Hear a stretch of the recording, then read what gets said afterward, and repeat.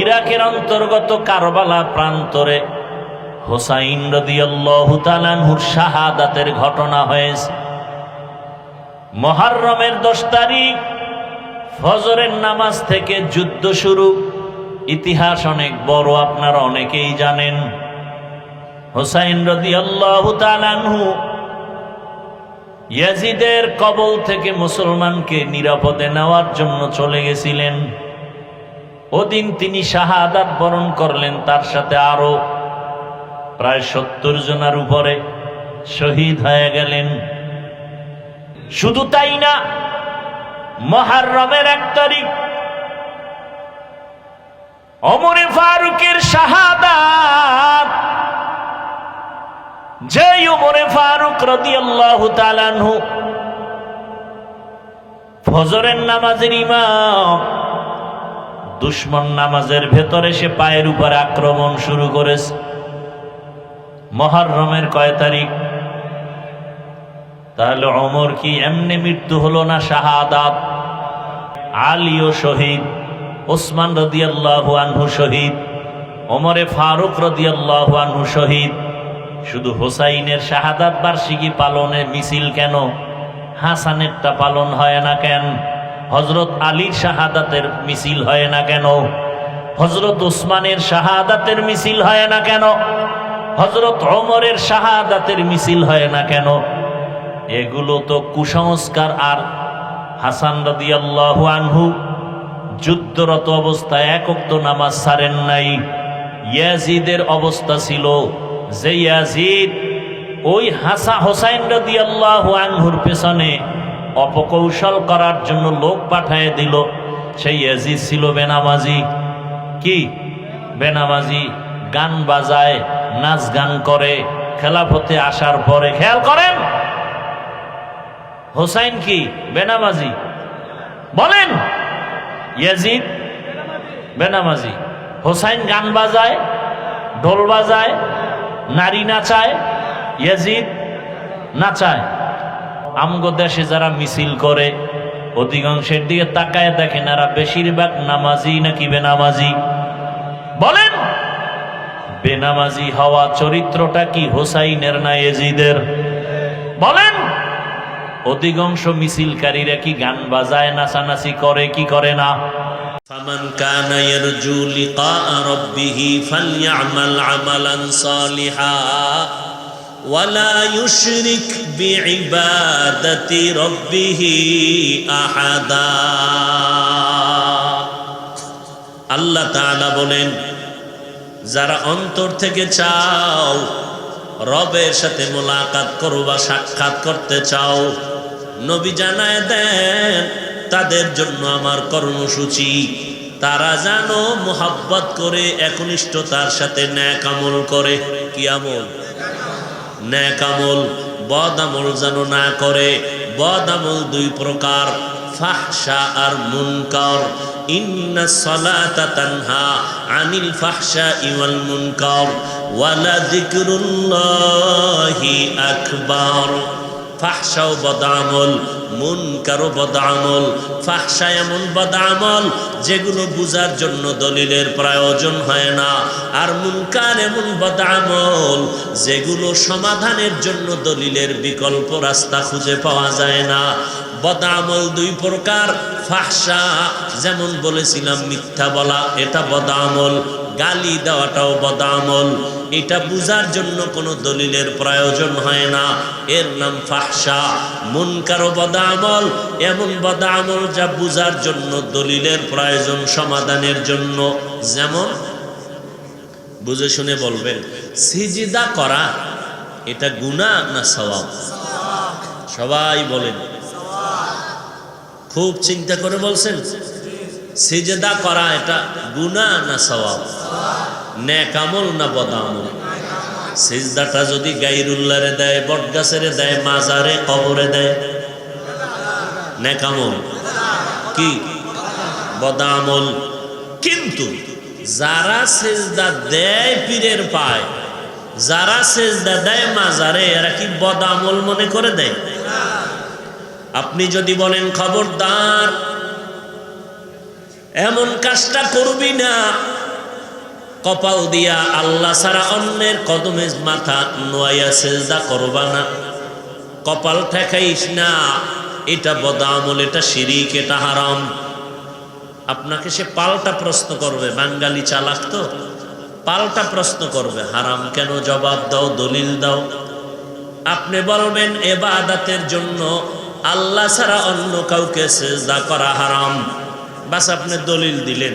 এবার সে কাউন্টার দিবে, এ ভাই তুমি যে দলিল দিয়েছো ইবাদতের জন্য আল্লাহ ছাড়া অন্যকে সিজদা দেওয়া হারাম, আমরা যে পীরের পায়ে সিজদা দেই, মাজারে দেই, কবরে দেই, বটগাছে দেই, এই সিজদা ইবাদতের জন্য দেই না, এটা দেই সম্মানের জন্য। কিসের জন্য? সম্মানের জন্য। আপনি বলবেন সম্মানের জন্য যে দেও, এর দলিল কি? আরে দলিল লাগলে নিবি, বাঙালির কাছে দলিলের অভাব আসেনি। এক নাম্বার দলিল নাও, আল্লাহ তাআলা আদমের বানাইয়া ফেরেশতাদেরকে বললেন উসজুদু লি আদম, এ ফেরেশতারা আদমের সম্মানের সিজদা করো, তাজিমি সিজদা করো। দলিল আরো লাগবে, কয় দে। দুই নম্বর দলিল, ইউসুফ নবীর বাবা, ইউসুফ নবীর মা, তার ভাইয়েরা মিলিয়া মিশরের জমিনে গিয়া ইউসুফ নবীর কদমে গিয়া সেজদায় লুটাইয়া পড়লো। এটা ইবাদতের সেজদা না, এ সেজদা হলো সম্মানের সেজদা। অতএব আমরা মাজারে সেজদা দেই, এটা ইবাদতের জন্য দেই না, এটা দেই সম্মানের জন্য। আমার মতো মোল্লা হইলে তো এখানে বস, এহনের কেমনে আটকামু? এইটাও বদআমল, সমাধানের জন্য দলিল না দিলে সমাধান হবে না। এই বদআমলের নাম হলো মুনকার। আল্লাহ কয় নামাজ এমন একটা মেডিসিন, বান্দা নামাজ যখন ধরবি সব বদআমল থেকে নামাজ তোমাকে পবিত্র বানায় দিবে। কে পবিত্র বানাবে? মকুন সুসতি নামাজে পাঞ্জে গানা ফাওয়াইলুল লিল মুসাল্লিন আল্লাযিনা মুমিনারা ইনামাজ ইমদাদ দা ইস্তাঈনু আয়াতে কুরআন ওয়া আয়াতে কদ আফলাহা রায়ুন গৌর কুন্দর মানিয়াজ দিল সাদিকুন। আল্লাহ তাআলা বলেন, যারা আমার সাথে মোলাকাত করতে চাও তোমাদের জন্য এক নাম্বার করণীয় হলো নেক আমল করো। তবে সাবধান, নেক আমল করতে গিয়া আমি আল্লাহর সাথে কোনো অংশীদার বানাইবা না, শিরিকের গন্ধ যেন না থাকে। কারণ আমি সব গুনাহগুলো চাইলেই ক্ষমা করে দিব, কিন্তু শিরিক যুক্ত গুনাহ সহসা আমি ক্ষমা করব না। ইন্নাল্লাহা লা ইয়াগফিরু আন ইউশরাকা বিহি ওয়া ইয়াগফিরু মা দুনা যালিকা লিমান ইয়াশা ওয়া মান ইউশরিক বিল্লাহ ফাকাদ ইফতারা ইসমান আযীমা ওয়া মান ইউশরিক বিল্লাহ ফাকাদ দাল্লা দালালাম বাঈদা ওয়া মান ইউশরিক বিল্লাহ ফাকাদ হারামাল্লাহু আলাইহিল জান্নাহ। আল্লাহ বলেন, শিরিকের গুনাহ যারা করবা আমি কোরআনে স্পষ্ট বলে দিলাম তোমার উপরে জান্নাত আমি হারাম করে দিলাম। কারণ শিরিক যুক্ত আমল কিয়ামতের ময়দানে কোনো ওজন হবে না। ফালা নুকিমু লাহুম ইয়াউমাল কিয়ামাতি ওয়াজনা। নেক আমল করবা, এটা আবশ্যকীয়, করতেই হবে। তবে কি পরিমাণ আমল করবা? আমল লাগবে নি কি ভাই? আমল লাগবে নি? একের পিঠে শূন্য দিলে কত হবে? কি আর এক শূন্য দিলে কত? একের পিঠে শূন্য যত বাড়াও মান বাড়বে। কালেমার ইমানের যদি মান বাড়াইতে চাও আমল দিয়া মান বাড়াও। যেখানে ইমানের আওয়াজ সেখানে আমলের কথা। ওয়াল আসর ইন্নাল ইনসানা লাফি খুসর ইল্লাল্লাযীনা আমানু ওয়া আমিলুস সালিহাত। আল্লাহ বলেন আসরের শপথ, সব মানুষগুলো জাহান্নামে যাবে, 4 গুণওয়ালা মানুষ জান্নাতে যাবে। 1 নাম্বার গুণ ঈমান, 2 নাম্বার গুণের নাম হলো নেক আমল। যেখানে ঈমানের কথা সেখানেই আমলের কথা। আজকে একদল বাতিল বন্ধুর বেশে দুশমনেরা বের হয়ে গেল। এরা নিজেরাও আমল করে না, উম্মতের আমলের বয়ান করে না, বরং আমল থেকে দূরে রাখার ষড়যন্ত্র করে। ষড়যন্ত্র কেমনে করে? সুন্নত লাগবে না, কাজা নামাজ লাগবে না। অথচ মদিনার নবী বলেন, ওলামায়ে আহলে হকরা বলে, ও বান্দা যদি মসজিদে যাও, আসরের নামাজের টাইম হয়ে গেল, মসজিদে ঢুকিয়া দেখতেছো এখনো 7-8 মিনিট বাকি আছে, ও বান্দা বইসা থাইকা সময় নষ্ট করিও না, তুমি নফল নামাজ পড়লে সওয়াব হবে। কয় না না, যার আমল নামায় কাজা নামাজ আছে, আগে তুমি কাজা নামাজগুলো পড়ে নাও। কাজা নামাজ পড়বা, তোমার আমল নামাজ থেকে ওই নফলের থেকে বেশি গুরুত্ব হলো কাজা নামাজ। কাজা নামাজ পড়বা। যারা বলে কাজা লাগে না, যারা বলে জুমার দিন জুমার আগে সুন্নাত লাগে না, এই সমস্ত মানুষের কারণে উম্মতের আমল থেকে অনেক দূরে।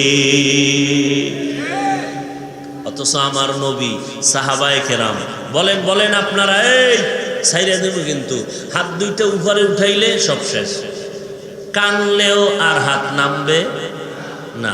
অতএব এদিকে তাকান, খেয়াল করেন। সাহাবায়ে কেরামের মতো এলেমওয়ালা, আমলওয়ালা, তাকওয়াওয়ালা, ইখলাসওয়ালা, বড় এলেমওয়ালা, বড় মুফাসসির, বড় মুহাদ্দিস, বড় মুফতি সাহেব সাহাবায়ে কেরামদের থেকে আছে, আসবে। এই সাহাবায়ে কেরামরা কত দামি। 10 জন সাহাবা জান্নাতের টিকিট পেয়েছেন দুনিয়ার ভেতরে জিন্দা হালাতে। আজকে কথাটা নতুন শুনলেন? এই কথা বলেন, এই সাউন্ড কি লিগে যে কমায় আল্লাহই ভালো জানে। হায় হায় হায়, যুবকদেরকে বারবার বলতেছি, ও যুবক ভাইরা, দুনিয়াতে আসছি একা, যাব নেতা টেতা কেউ যাবে? মুরব্বি টুরব্বি যাবে? পীর সাহেবরা যাবে? আমার জন্য একটু সুপারিশ করবে? আরে আমার সুপারিশ করবে কচু, তার উপায় কি গ্যারান্টি আছে? পীর সাহেবের উপায় কি হবে গ্যারান্টি আছে? তাহলে আমি কেমনে মনে করি পীর আমাকে তরাইয়া নিবে? খেয়াল করো, 10 জন সাহাবা দুনিয়াতে জিন্দা হালাতে জান্নাতের টিকিট পেয়ে গেলেন। কয়জন? এই কথাটা আর কোনোদিন শুনেন নাই? শুনে থাকলে বলেন তো, প্রথম সিরিয়ালে কে? এই যুবকেরা কথা কয় না, পাও ধরলে খুবই। প্রথম সিরিয়ালে কার নাম? দ্বিতীয় সিরিয়ালে কার নাম? তৃতীয় সিরিয়ালে কার নাম? চতুর্থ সিরিয়ালে কার নাম? এইরকম কয়জন? আশারায়ে মুবাশশারা রাদিয়াল্লাহু আনহুম আজমাইন। ও ভাই, আবু বকরের দাম কত জানেননি? মদিনাওয়ালা বলেন, সব আমার মুমিন উম্মতের নেক আমল যদি এক পাল্লায় দেওয়া হয়, আবু বকরের নেকের পাল্লাটা ভারী হয়ে যাবে। এবার আমাকে জবাব দেন, এই মূল কথায় ঢুকছি। কি?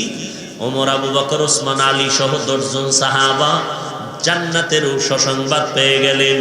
আরে ভাই, আল্লাহর নবী বলেন, আমি মুহাম্মদের পরে আবার যদি আল্লাহ কাউকে নবী বানাইতেন, লাউ কানা বাদি নবিয়্যুন লাকানা উমর, আমার পরে নতুন নবী হইতো আমার সাহাবী ওমর। এবার আমাকে বলেন তো, জানা থাকলে বলবেন, না জানা থাকলে চুপ থাকবেন। যেটা বলি এটা মেনে নিবেন, ভুল হলে ধরায় দিবেন। এই সাহাবায়ে কেরাম এত বড় এলেমওয়ালা, আমলওয়ালা, জান্নাতের টিকিট পাইছে, এর আর আমল লাগে?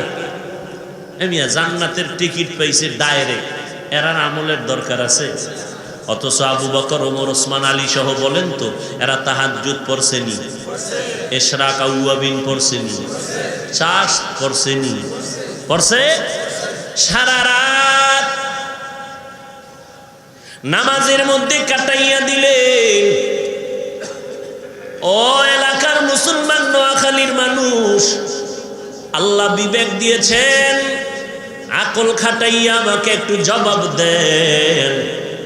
এত বড় ইলমওয়ালা, আমলওয়ালা, তাকওয়াওয়ালা বুজুর্গ, জান্নাতি সাহাবী, এত আমলওয়ালা, এদের মতো ইলমওয়ালা জমিনে কেউ নাই, আসবেও না। এদের মতো বড় মুফতি সাহেব, মুফাসসির, মুহাদ্দিস এই জমিনে কেউ নাই, কিয়ামতের আগে আসবেও না। জান্নাতের টিকিট পাইয়াও কেন সারা রাত নফল নামাজ পড়লেন, ইশরাক, আউয়াবিন, চারটার তাহাজ্জুদ পড়লেন। অতএব যারা বলে নফল লাগে না, এদের মতো বন্ধুর বেশে দুশমন কেউ হতে পারে না।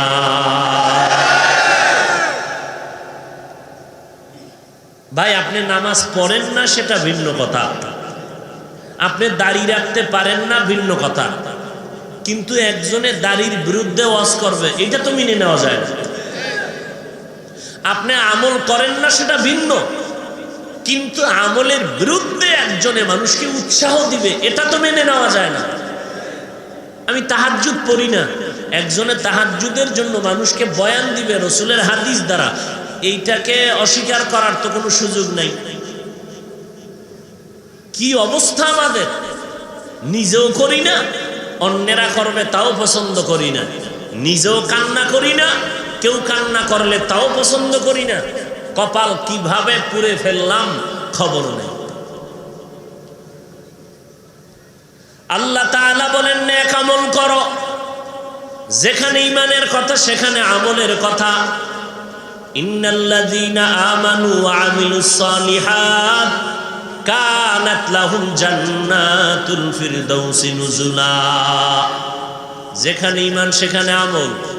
ওয়াত্তিনি ওয়াজ-যাইতুন ওয়া তুরি সিনিন ওয়া হাযাল বালাদিল আমিন লাকাদ খালাকনাল ইনসানা ফি আহসানি তাকওয়িম সুম্মা রাদাদনাহু আসফালা সাফিলিন ইল্লাল্লাযীনা আমানু ওয়া আমিলুস সালিহাত।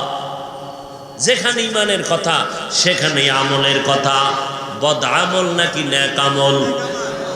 নেক আমল করো।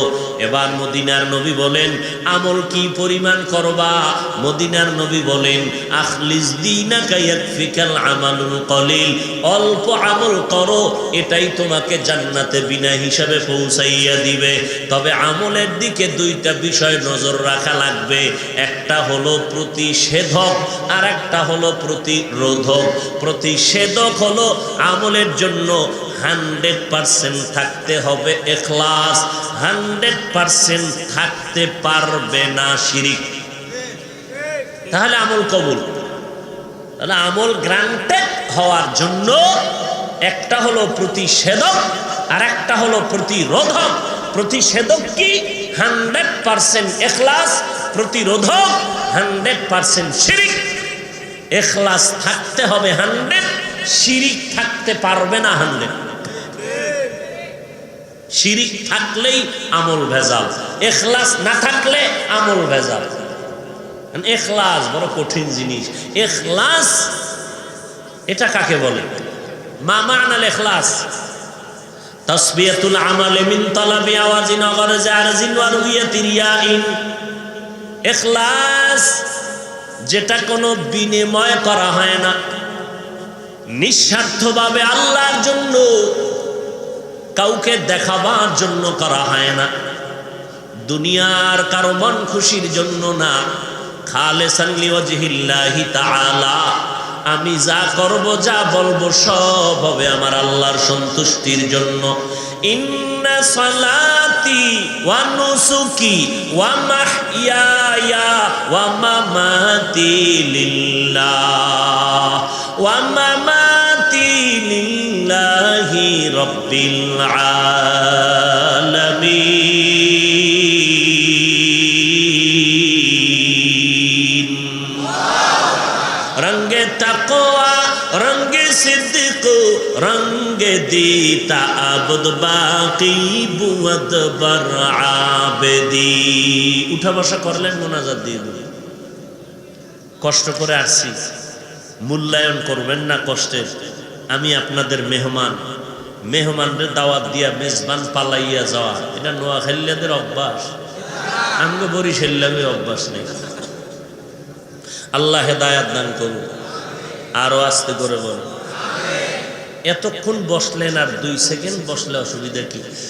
বেশি টাইম তো করব না, কারণ সারা রাত বয়ান করা, যদি এই বয়ানের দ্বারা ফজরের নামাজ না হয়, এই বয়ান করাও জায়েজ নাই, শোনাও জায়েজ নাই। আর যারা কিছু আছে বয়ান করেন, নামাজ টামাজ ওটা আমগো বিষয়, আমরা নিজেরা ফিকির করে দেখবো, লাগলে পড়বো, না লাগলে নাই, আপনার কাজ আপনি চালায় দেন। এরকম কিছু মানুষ আছে না নাই? অথচ সাবধান হে মুসলমান, আল্লাহর নবী বলেন বাইনাল কুফরি ওয়া বাইনাল আবদি তারকুস সালাহ, কাফের আর মুমিনের মধ্যে ব্যবধান হলো নামাজ।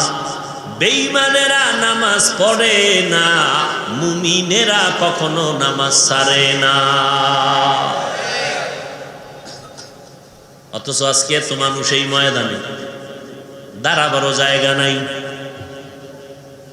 কিন্তু এমন আশিকে রাসূল এখানে আছে, আজকে ফজর পড়েন নাই, নাই জোহর, মাগরিব, আসর, এশাও, এখানে এশার নামাজ হয়েছে, আজান হয়েছে, বাইরে বিড়ি ডান্সে নামাজ হয় নাই। আবার একদল আশিকে রাসূল আছে, বয়ানের আগেও বিড়ি, মোনাজাতের পরেও বিড়ি। আছে না? মোনাজাতের পরে রাস্তায় যাইবেন, দেখবেন আগুন জ্বলে, রাস্তায় আগুন।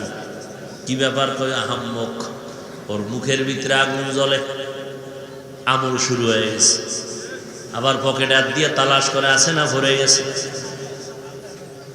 এরে ভাই, কি লাভ হবে এই বয়ান শুনে? মহামারী করোনায় যদি বাঙালিরে সোজা না করে, আর কেমন গজব লাগবে সোজা করতে। আল্লাহ কয় অপেক্ষা কর, আমার দরবারে এমন গজব আছে। হাদিসে নবী বলেন, মানুষ যদি সীমা লঙ্ঘন করে, কিয়ামতের আগে এমন গজব দিবে যা কোনো ইতিহাসে লেখা নাই। এমন নতুন নতুন গজব আসবে জমিনে। আল্লাহ হেদায়াত দান করুন। আর জোরে বলেন। যারা রবের সাথে মোলাকাত করতে চাই, তাদের জন্য বয়ান। রবের সাথে মোলাকাত করব কি? রবের তো চিনি না। যারে চিনি না তারে মানি না, যারে চিনি তারে মানার মতো মানি। বলে কেমন? কয় জীবন দিতে তৈয়ার। রবের তো এখন পর্যন্ত চিনতে পারি নাই, কে আমার রব? বলে রবের চিনোস না কেন? রব তো আমার এমন দয়াময়, রুহের জগতে রবের সবক দিয়েছিলেন, আলাস্তু বিরব্বিকুম। সব আমাগো আত্মার ভিতরে যে আত্মা আসেনি, আত্মা রূহ, আল্লাহ পাক সব আত্মাগুলো এক জায়গায় জমা করে বলছিলেন, এ রুহেরা জবাব দে, আমি তোদের রব নি। সর্বপ্রথম রহমাতুল লিল আলামিনের আত্মা জবাব দিলেন, বালা, আপনি আমাদের রব। অন্যান্য মুমিনদের আত্মা জবাব দিল, আপনি আমাদের রব। বেঈমানের আত্মাগুলো জবাব দিল, আপনি আমাদের রব। আল্লাহ কয়, মায়ের গর্ভে ছিলি কয় মাস? রবের সবক বুঝি হারায় গেছে। আমি আল্লাহ এই সবকটা আবার স্মরণ করাইয়া দেওয়ার জন্য আমি আল্লাহ 2টা ব্যবস্থা করলাম। এক তো প্রাইভেট মাস্টার দিলাম, আর প্রাইভেট পড়ার সাবজেক্ট দিয়ে দিলাম কোরআন। কোরআনটা পইরা পইরা রবের সবক ঠিক কর, কারণ আবার কবরে গেলেই তোরে প্রথম প্রশ্ন করা হবে, রবের পরিচয় দাও, মার রব্বু। নামাজে দাঁড়াইয়া যখন তুই মাওলার সাথে কথা বলা শুরু করবি, সেখানেও তোর রবের পরিচয়। আলহামদুলিল্লাহি রাব্বিল আলামিন। রুকুর মধ্যে যাবি, সেখানেও রবের আওয়াজ, সুবহানা রাব্বিয়াল আযীম। রুকুর থেকে দাঁড়াইয়া সেখানে আওয়াজ, রব্বানা লাকাল হামদ। সেজদার মধ্যে গিয়াও বলবি, সুবহানা রাব্বিয়াল আ'লা। রবের সবক মোনাজাত ধরে বলবি, রব্বানা যালামনা আনফুসানা, রব্বানা আতিনা ফিদ দুনিয়া, রব্বানা হাব লানা মিন আজওয়াজিনা, রব্বি হাবলি মিন লাদুনকা যুররিয়াতান তাইয়্যিবাতান ইন্নাকা সামিউদ দুআ।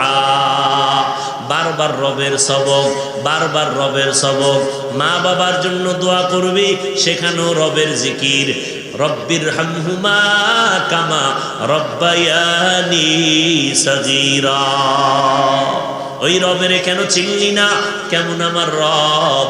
আজকে তাকাইয়া দেখ, দুনিয়ার সরকারের টাকায় আমরা চলি না, বরং সরকার আমাদের টাকায় চলে।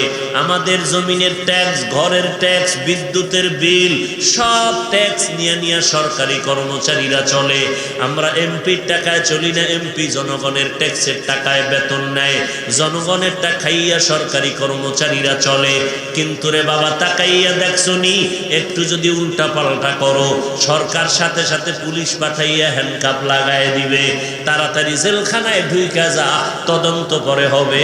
আগে মাইর খাইয়া ওখানে শুয়ে থাক, হসপিটালে গিয়া তদন্ত করা হবে মাইরের হালাতটা কেমন। আল্লাহ পাক বলেন, দেখ আমি আল্লাহ তোর কেমন রব। আমি আল্লাহ তোর জন্য আসমান বানাইলাম, আমি আল্লাহ তোমার জন্য জমিনটা বানায় দিলাম, আমি আল্লাহ সূর্যের আলোর ব্যবস্থা করলাম। তোমার পানি দরকার, টাকা দিয়ে পানি কিনতে পারবা না, আমি আল্লাহ সবার জন্য পানিটা ফ্রি করে দিলাম। আমার আলো তুমি বিল দিয়া নিতে পারবা না, আমি তোমার জন্য সূর্যের আলো ফ্রি করে দিলাম। তুমি বান্দা বাতাস দরকার, না হয় বাঁচবা না, আমি আল্লাহ বাতাসটা ফ্রি করে দিলাম। আমি আল্লাহ চাঁদের আলো রাতের বেলা ফ্রি করে দিলাম। আমি আল্লাহ চলার মতো রাস্তা ফ্রি করে দিলাম। আমি আল্লাহ গাছের ফল ফ্রি করে দিলাম। আমি আল্লাহ নদীর মাছ তোমার জন্য ফ্রি করে দিলাম। আমি আল্লাহ জমিনের পশু পাখির গোশত হালালভাবে ফ্রি করে দিলাম। ও বান্দা, আমি কেমন রব? আমার এতগুলো খাইয়া তুই একবারও আলহামদুলিল্লাহ বলো নাই, বরং আল্লাহর বিরুদ্ধে গান গাও, আমার কোরআনের বিরোধিতা করো, আমার কোরআনওয়ালা আলেমের লিস্টি কইরা আলেমের বিরুদ্ধে গান গাও।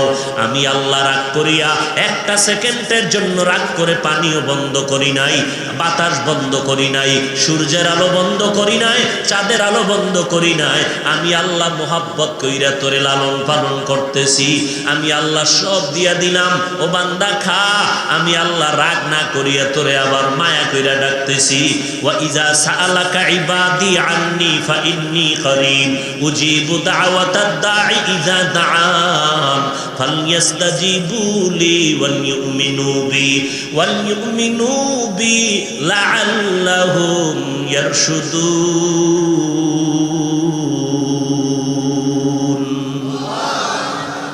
আমি আল্লাহ তোমারে ডাকতেছি। ও দুনিয়ার মানুষ, দুনিয়াওয়ালারাও ডাকে, আয় আয়, কার কি লাগবে দিব। এমপি সাহেব ডাকে, কার দরকার আসো দিব। চেয়ারম্যান সাহেব ডাকে, কি দরকার আসেন দিব। কিন্তু গেলে দেখা যায় দরজায় তালা লাগানো, অথবা তালা খোলা থাকলেও ভিতরে ঢুকা যায় না, সিরিয়াল। আবার পিএস সাহেব কয় আজকে না কালকে আসবেন। এভাবে দৌড়াইতে দৌড়াইতে জুতা শেষ, পায়ের চামড়া শেষ। আল্লাহ কয়, আমি কেমন দয়ার মালিক, বান্দা তোর জন্য দরজাটা খুলে রাখলাম। রাতের বেলা যদি একবার আল্লাহ বলিয়া ডাক দাও, আমি আল্লাহ তোর ডাকে সাড়া দেওয়ার জন্য তৈয়ার হয়ে আছি। ও বান্দা, তুই ফজরের সময় ডাক দিবি, আমি আল্লাহ হাজির। সমুদ্রের মধ্যে বয়ে যদি আল্লাহ কয়ে ডাক দাও, আমি আল্লাহ সেখানে হাজির। জঙ্গলের মধ্যে বসে যদি বান্দা ডাক দাও, সেখানেও আমি হাজির। কারণ আমি আল্লাহ তোরে আদর করে বানাইছি। তোর মা তোরে আদর করে বানায় নাই, তোর আব্বা তোরে আদর করে বানায় নাই। এই জন্য তোরে জামা কাপড় দেয়, খানা দেয়, আবার স্বার্থে আঘাত লাগলে ঘর থেকে নামাইয়া দেয়। তোর মতো সন্তান আমার দরকার নাই। সুযোগ পাইলে জবাই কইরা দেয়, আবার সুযোগ পাইলে থানায় গিয়া মামলা দিয়া গ্রেফতার করায়। অথচ আমি আল্লাহ এত নাফরমানি করলি, আমি আল্লাহ একবারও রাগ করি নাই, আজরাইলেরও পাঠাই নাই। বরং আমি আল্লাহ প্রতিদিন রাতের বেলা তোরে ডাকতে থাকি। ফজরে ডাকলাম আসলি না, আমি আল্লাহ রাগ করি নাই। জোহরের সময় ডাকলাম, বান্দা আয়, একটু সেজদায় পড়িয়া যদি সুবহান রাব্বিয়াল আলা বলো, আমি আল্লাহ তোর জীবনের গুনাহগুলো মাফ করে দিব। তুই জোহরেও আসো নাই, আমি আল্লাহ রাগ করি নাই। আসরের নামাজে তোরে ডাকলাম, হাইয়া আলাস সালাহ, তুই আসলি না, আমি আল্লাহ বেজার হই নাই। আবার মাগরিবে তোরে ডাকলাম, মাগরিবেও তোরে পেলাম না। এশার নামাজে ডাকলাম, এশার নামাজেও তুই আসো নাই, আমি আল্লাহ এরপরও তোর উপরে বেজার হই নাই। আমি আল্লাহ গভীর রজনীতে সব সব যখন ঘুমায় গেল, নদীর মাছগুলো পর্যন্ত নিস্তব্ধ ঘুমাইয়া আছে। পশু পাখিরা ডালপালায় ঘুমাইতেছে, কোনো আওয়াজ নাই। জিনেরাও ঘুমায়, কোনো আওয়াজ নাই। ঘরের মানুষ সব ঘুমায় গেছে। ও বান্দা, পশু পাখিরা, জঙ্গলের পশুরাও ঘুমায় গেল। ও বান্দা, কুকুরটাও ঘুমায় গেছে। ওই সময় আমি আল্লাহ তোরে ডাকতে থাকি, কারণ আমি আল্লাহ কেমন, লা তাখুযুহু সিনাতুন ওয়ালা নাওম। আমি আল্লাহর কোনো ঝিমানিও নাই, তন্দ্রাও নাই, ঘুমও নাই। আমি আল্লাহ ওই সময় রাস্তাটা ক্লিয়ার। ও বান্দা, সব ঘুমায় গেছে, তুই একটু উঠা ডাক দে, সুন্দর করে ওযুটা বানাইয়া এরপরে নীরব জায়গায় গিয়া, যায় নামাজে গিয়া একটা সেজদা দিয়া যদি ডাক দাও, ও আহকামুল হাকিমিন, আমার মতো গুনাহগার এই জমিনের মধ্যে কেউ নাই।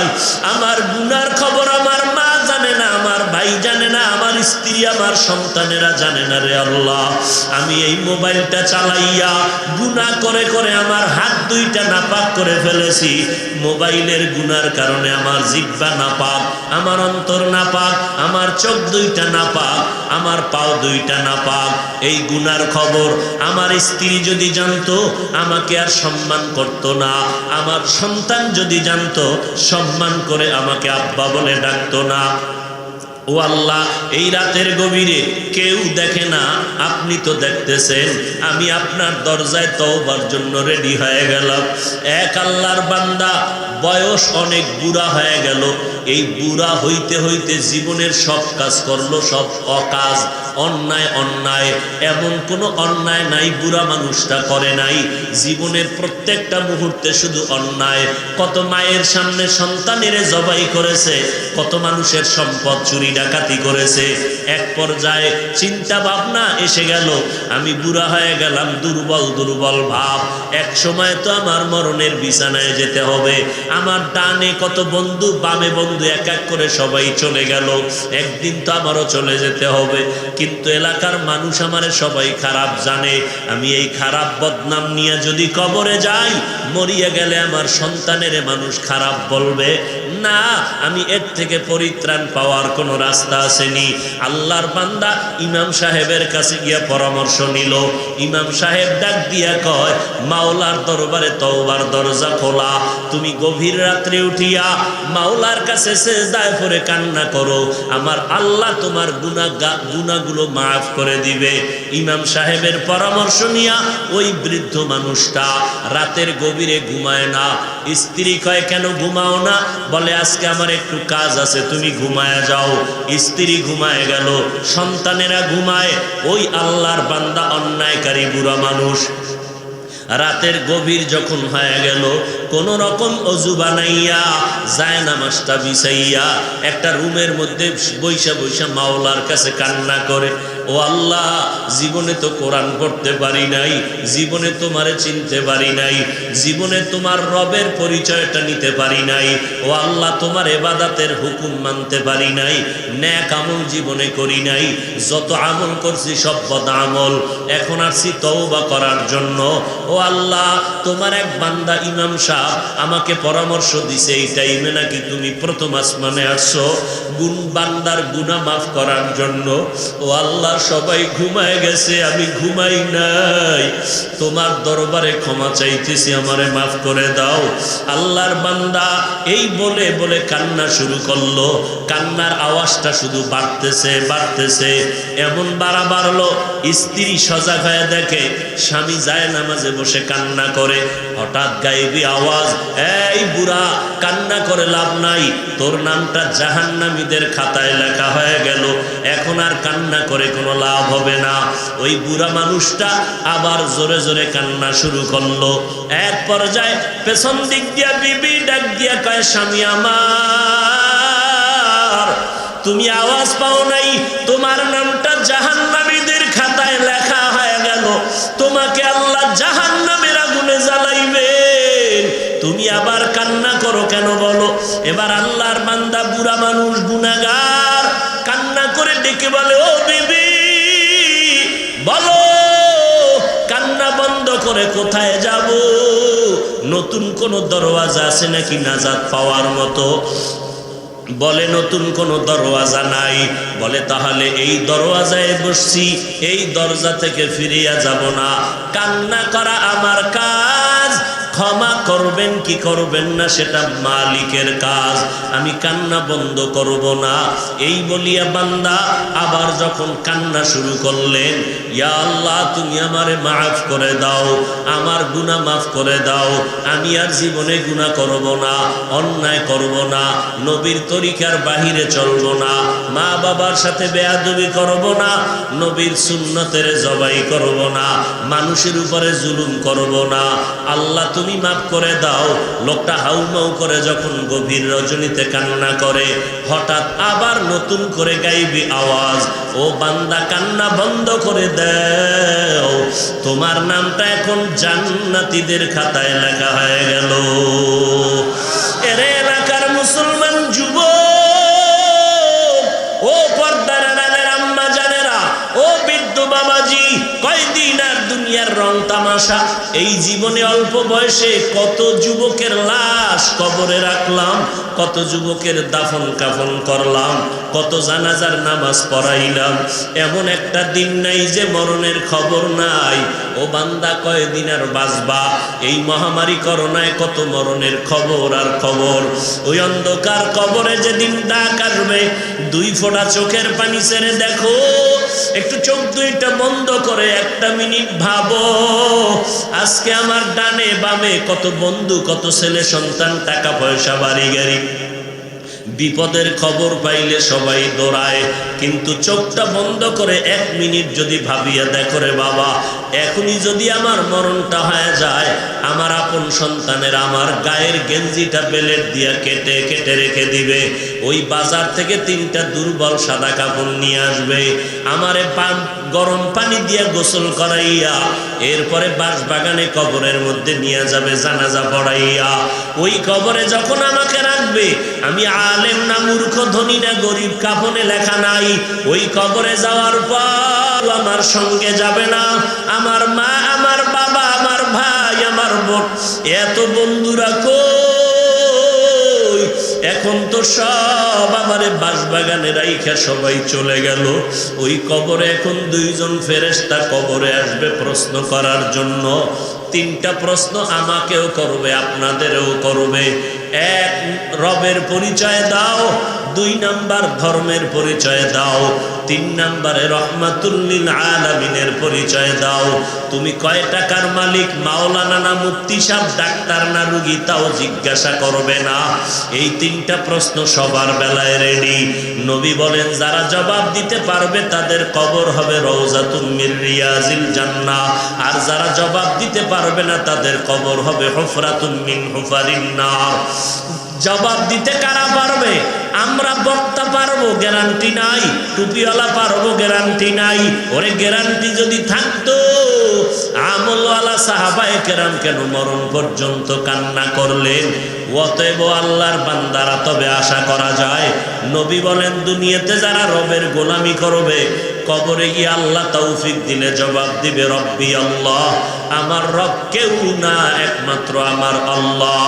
দুনিয়াতে যারা ইসলাম মেনে চলবে, কবরে গিয়া জবাব দিবি দীনুল ইসলাম, আমার ধর্মের নাম ইসলাম। দুনিয়াতে যারা নবীর সুন্নাত অনুযায়ী চলবে, কবরে গিয়া নবীকে দেখা মাত্র চিনে ফেলবে। আল্লাহ গাইবি আওয়াজ দিয়া বলবেন, ও ফেরেশতা, আমার বান্দাকে আর বিরক্ত না করিয়া এখনই কবরে বেহেশতের বিছানাটা দিয়া দাও, জান্নাতের সাথে রাস্তা খুলে দাও। 3.5 হাত কবর বড় বালাখানা বানাও, আমার বান্দা এখন আরামে ঘুমাবে, কিয়ামত পর্যন্ত কেউ ডিস্টার্ব করবে না। পক্ষান্তরে নবী বলেন যারা রবের গোলামি করবে না, ইসলাম মানবে না, নবীর সুন্নতের আমল করবে না, এরা কবরে যাওয়ার পরে 3টা প্রশ্ন যখন হবে, তখন এই নাফরমান বেনামাজি গুনাহগারেরা বলবে, হা হা লা আদরি, আফসুস আফসুস, আমি কিছুই জানি না। আল্লাহ রাগান্বিত হইয়া সাথে সাথে আওয়াজ দিয়ে বলবেন, ও ফেরেশতা, এই নাফরমানের আর কোনো সুযোগ দিও না, আমি আল্লাহ দুনিয়াতে কম সুযোগ দেই নাই। আমার দেওয়া পানি বাতাস, আমার দেওয়া সূর্যের আলো চাঁদের আলো ভোগ করলো, আমার দেওয়া নদীর মাছ গাছের ফল, জমিনের ফসল খাইয়া এই নিমক হারাম একবারও আলহামদুলিল্লাহ বলে নাই। ওলামায়ে কেরাম পায়ে ধরে ধরে নামাজের দাওয়াত দিত, আজান শুনিয়া বান্দা মসজিদে যায় নাই। এখন আর সুযোগ দিও না, এখনই কবরে জাহান্নামের বিছানাটা দিয়া দাও, কবরের সাথে জাহান্নামের সাথে রাস্তা বানাইয়া দাও। একটা না দুইটা না 70 থেকে 99টা সাপ কবর এসে ভরে যাবে। আল্লাহ পাকের অর্ডার হবে, ও কবরের মাটি, এই গুনাহগার নাফরমানকে দুই পার্শ্বের মাটি জোরে জোরে চাপ দাও। এত জোরে চাপ দেবে পাজরের হাড় চুরমার হয়ে যাবে। ও আল্লাহর বান্দারা, মশার কামড় মাছির কামড় সহ্য করতে পারি না, ওই কবরে কবরের মাটির চাপ কেমন করে সহ্য করবা? যদি বলো না সহ্য করব না, তো এখনো সময় আছে, তওবা করে নাও। গলায় ছুরি আসবে, মরিয়া যাব। হায়াতের মালিক আমার আল্লাহ, ইজ্জতের মালিক আমার আল্লাহ, রিজিকের মালিক আমার আল্লাহ। অতএব আমি দুনিয়ার কাউকে ভয় করিয়া আল্লাহকে ভুলে যাব না। আজকে থেকেই তওবা করে নিব। মরণ থাক আর যাক, আজকে থেকে নামাজ ছাড়বো না, বেপরদায় চলবো না, নবীজির তরিকায় বাহিরে চলবো না, মা বাবাকে কষ্ট দিয়া বরদোয়া নিব না, ওলামায়ে কেরামের বিরুদ্ধে যাব না, দেশের বিরুদ্ধে জাতির বিরুদ্ধে ষড়যন্ত্র করব না। তওবা করার মতো যদি অন্তর তৈরি হয়, মুনাফিকি যদি অন্তরে না থাকে, ও আল্লাহর বান্দারা, আজকে তুমি মনে মনে ভাবতেছ হুজুরদের কথা মেনে যদি চলি স্বাধীনতা নষ্ট হয়ে যাবে। না রে বাবা না, নবীর তরিকা মতো যারা চলে, কই তারাও তো তোমার মতো স্বাধীনভাবে চলে। তোমার আমার মতো যুবক স্কুলে পড়ে, কলেজে পড়ে, দাড়িওয়ালা নামাজির অভাব নাই। কই তারা দাড়ি আর নামাজের কারণে তো স্কুল কলেজে পড়া বন্ধ হয় নাই। তোমার আমার মতো কত যুবক র্যাব, আর্মি, পুলিশ, বিডিআরের চাকরি করে, নামাজি দাড়িওয়ালা, দাড়ির কারণে নামাজের কারণে তো তাদের চাকরি চলে যায় নাই। তোমার আমার মতো কত যুবক কোটি টাকার ব্যবসা করে হালাল ভাবে, দাড়িওয়ালা নামাজি, দাড়ির কারণে নামাজের কারণে ব্যবসা বন্ধ হয়ে যায় নাই। অতএব শয়তানের ধোকায় না পড়িয়া মরণের কথা স্মরণ করে তওবা করো, আল্লাহকে অন্তর দিয়া ডাকো, হে মালিক, আমার মতো গুনাহগারে ময়দানের মধ্যে কেউ নাই, আজকে থেকে তওবা করে নিলাম, নামাজ আর ছাড়বো না, বেপরদায় চলবো না রে আল্লাহ, নবীর তরিকার বাহিরে চলবো না, আর কখনো মা বাবার সাথে বেয়াদবি করব না, উলামায়ে কেরামের বিরুদ্ধে যাব না, দেশ ও জাতির বিরুদ্ধে ষড়যন্ত্র করব না।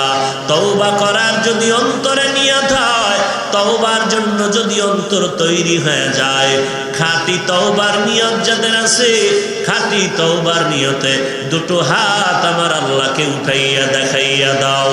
ও দয়ার মালিক, আমরা যারা তওবার নিয়তে হাত তুলেছি, আমাদের হাতগুলো কবুল করে নেন, তওবা কবুল করে নেন, তওবার উপরে মজবুত হইয়া চলার মতো তৌফিক দান করেন, আমিন। আলহামদুলিল্লাহি রাব্বিল আলামিন, والصلاة والسلام على سيد الأنبياء والمرسلين وعلى آله وأصحابه أجمعين يا أرحم الراحمين يا أرحم الراحمين يا أرحم الراحمين رب ارحمهما كما ربياني صغيرا رب ارحمهما كما ربياني صغيرا बता हमको तेरे राह किस तरफ है तेरे राह पर चला हमको खुदाया बेगुनाह न गुज़श्त बरमा साअत बाहुज़ुर